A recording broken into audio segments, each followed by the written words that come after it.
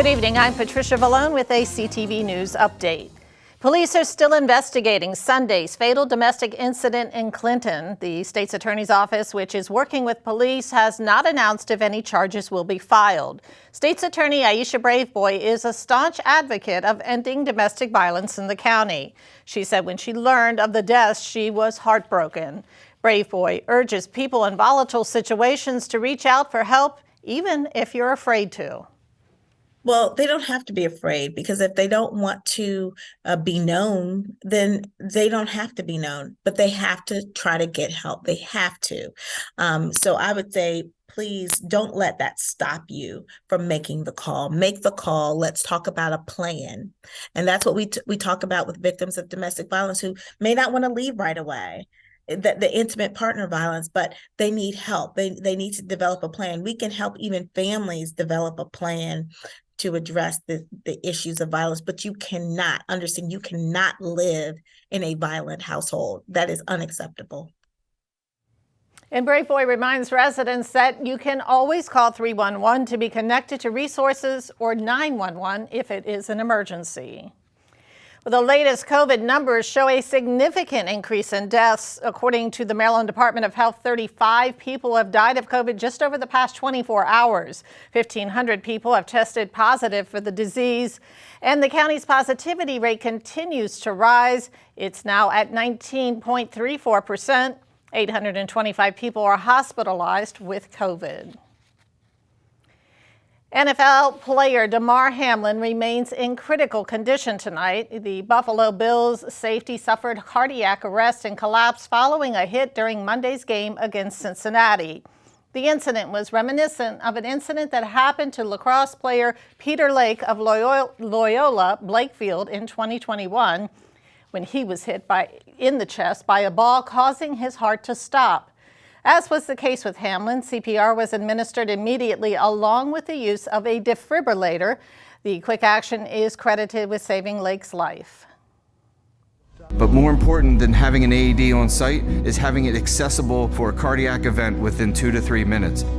I have a son the same age as Peter, and it would have devastated me if we couldn't have saved someone's life because we didn't have access to the device that's on the grounds at our school. And Lake made a full recovery and was cleared to play a month later. He now wears a protective chest pad when he's on the field. And the American Heart Association, along with your local fire department, recommends that you be up to speed on CPR training. It could save someone's life. Sports fans watched as CPR was performed on Buffalo safety Damar Hamlin at Monday night's game. Alan Doubleday of the Prince George's Fire Department says people ought to take a CPR class every year or two. He says you never know when that you will need to employ it, and that time is of the essence. For every minute that CPR is not being done, there is a 10% chance in the viability of that patient. So, for instance, once we get to a point of 10 minutes without CPR occurring on a patient, the chances of us reviving as first responders is minimal.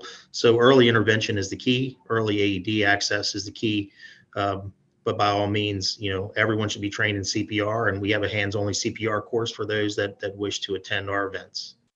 And to find out when the next CPR session is near you or to set up a class, you can call 301-883-6186. And you are watching CTV News. I'm Patricia Vallone. We'll be back in just a moment. Right arm, right leg. Left leg, left arm. Both legs above the knee. Both legs, part of my left hand. Lost both my legs in Iraq.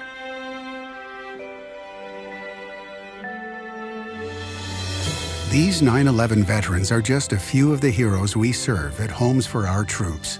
For nearly 2,000 severely injured veterans, everyday life has become filled with barriers. So we build specially adapted homes with features like wheelchair access, roll-in showers, and pull-down cabinets that allow them to function independently and focus on their recovery and family. This life-changing gift of freedom is provided mortgage-free to these veterans, thanks to our donors and supporters. But we need you to join us too in completing this important mission. Please visit hfotusa.org and help build homes and rebuild lives. Welcome back. Well, CASA rebukes the U.S. Supreme Court's delay on ending the Title 42 program, calling on the High Court to allow migrants to seek asylum. Title 42 allows immigration officials to turn migrants away at the border without any opportunity to seek asylum. It was instituted at the height of the pandemic to limit entry to the country in the interest of public health. Meantime, Montgomery County has temporarily housed more than 2,000 undocumented migrants bused to the D.C. region from Texas and Arizona, that according to WJLA. Officials say most are being housed for 3 to 5 days, receiving food, clothing, and other basic needs before the next leg of their journey. So far, Montgomery and the district have taken in the vast majority of bused-in migrants who are dropped off across the region. The Maryland Board of Public Works has approved a stadium deal that will keep the Baltimore Ravens in the city for the next 25 years. The deal to renew the M&T Stadium lease was reached well before a 2027 deadline. The agreement was supported by Governor Larry Hogan at this morning's Board of Public Works meeting. This is the last Board of Public Works meeting that I will have the honor of chairing. And I just want to begin by saying that it has indeed been a real honor to serve with both Comptroller Francho and Treasurer Davis. Treasurer Davis, in a few weeks, you're going to go from this green rookie to the seasoned veteran of this board. Congratulations to you. And Governor Hogan says that this deal will expand the economic impact for the city, surrounding communities, and the state. The Washington Metro Rail Safety Commission has released an audit of Metro's internal safety review program. The audit identified 3 findings in need of attention. Number 1, the findings from the internal safety review are not yet incorporated into the agency's safety management system. Number 2, WMATA has not yet implemented training requirements in system safety and hazard management. And number 3, Metro has yet to conduct a review of its internal safety program. The agency has up to 30 days to propose corrective action plans. The Montgomery County Democratic Central Committee votes to send a new lawmaker to the Maryland House of Delegates. Attorney Bernice Miracle North will replace former House Majority Leader Eric Luedtke. Luedtke is leaving his post to serve as Governor-elect Wes Moore's chief legislative officer. The vote was held during an emergency meeting. The 2023 General Assembly convenes next Wednesday. Police identified the pedestrian killed on December 23rd in Langley Park. 42-year-old Luciana da Silva of Elkridge was fatally struck just before 6 a.m. at University Boulevard and 23rd Avenue. The driver was traveling eastbound on University Boulevard at the time and remained on the scene. Anyone with information on the incident is asked to contact police. And we will be right back with sports and your Wednesday Pet of the Week after the break. Stay tuned.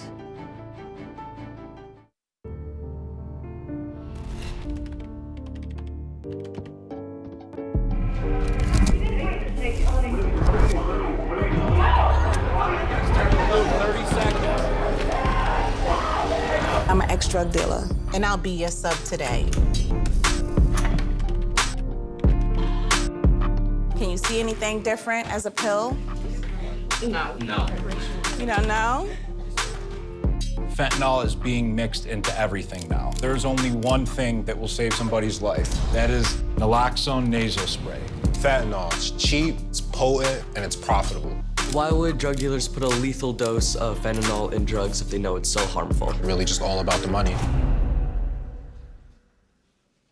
I just didn't realize that one pill could change your whole life. More kids should know.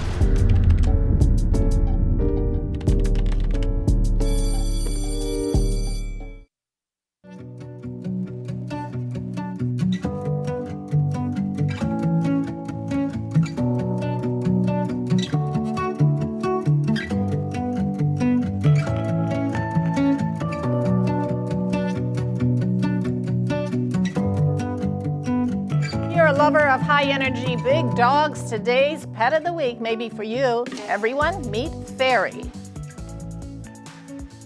Today we have Fairy. She's a 3-year-old spayed female Rottweiler.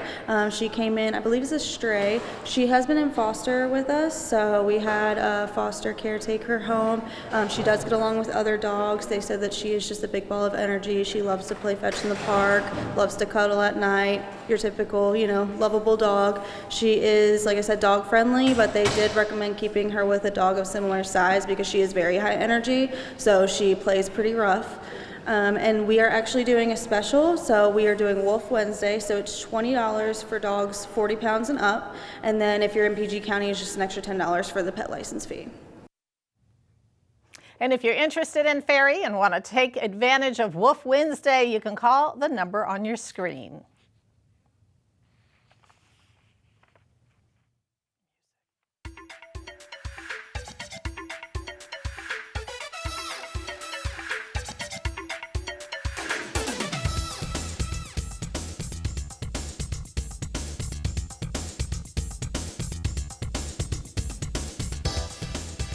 In sports news tonight, a loss for the Washington Wizards. Their winning streak ends at the hands of one of the best players in the NBA. His name is Giannis, but his nickname is the Greek Freak. And Giannis lived up to his name last night, scorching the Wizards with 55 points. His Milwaukee Bucks beat Washington 123-113.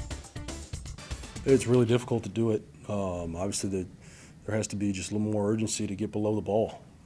He's got to see a wall. Because it only takes him, 3, maybe 4 dribbles to go length of the floor. So, getting bodies below that, showing a crowd early, and take away those seams, tough to do in transition. But, that's the only way. It has to be like a team effort to stop a guy like that, especially once he's coming downhill and he started feeling comfortable from the beginning. I think probably what we could have done better is get back sooner and turn around, and everybody's building a wall. We're kind of still looking for our man, and that's when he can find those gaps in the defense and in transition. But yeah, this guy, as you said, he's special. So he's a MVP for a reason. And Kristaps Porzingis led the Wizards in scoring with 22 points. Star guard Bradley Beal had to leave the game early after aggravating his hamstring injury. Meantime, other sports news, the Commanders will have a new starting quarterback on Sunday. After falling out of the playoff picture, Coach Ron Rivera says rookie Sam Howell will start as QB this weekend. The Commanders will take on the Dallas Cowboys in their season finale on Sunday. And now let's get a quick check on our 3-day weather forecast. Tonight, cloudy with a chance of rain and a low around 51. Thursday, mostly cloudy, highs near 61. Friday, mostly sunny with a high near 50. And Saturday, partly sunny, highs near 45. And for your community calendar, the Prince George's County Recreation Blue Ribbon Work Group is asking for your feedback and comments. The work group is charged with analyzing recreation services and deciding the most effective way to provide those services. Join the discussions and fill out surveys to give your input on programs offered throughout the county. You have until April 11th to submit your comments. Visit pgparks.com for more information. That wraps up our CTV News Update. I'm Patricia Villon. Have a great evening.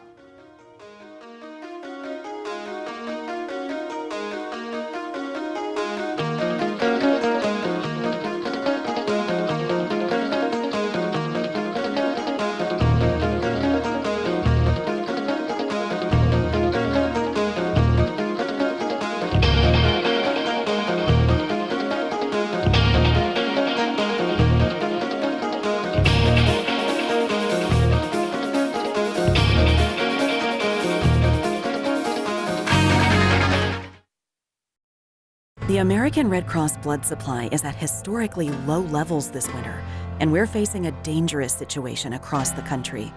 Without the blood they need, hospitals may be forced to make tough decisions about patient care.